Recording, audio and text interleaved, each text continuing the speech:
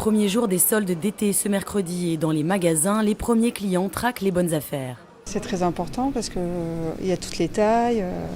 Non, c'est sympa de venir le premier jour. Ça va, je ne pouvais pas m'en acheter quand c'était à 100 et quelques. Là, c'est à 31. Donc moi, je vois que ça me va. C'est pour tout le monde.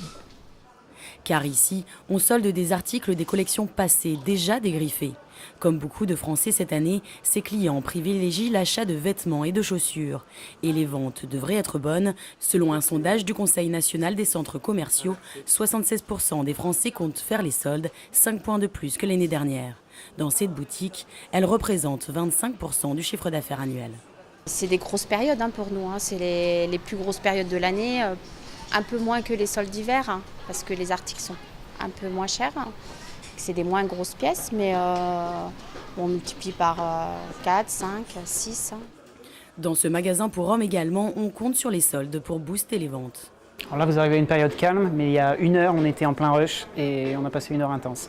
Donc qu'est-ce qu'on attend de ces soldes? À part l'affluence, bien évidemment, multiplier comme la dernière fois notre chiffre d'affaires par 10. Et si chaque année le e-commerce gagne des parts de marché, cet outlet se veut confiant.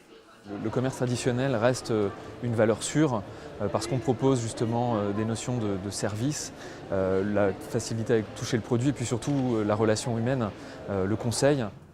Il reste 5 semaines pour dénicher les bonnes affaires. Les soldes se termineront le mardi 29 juillet.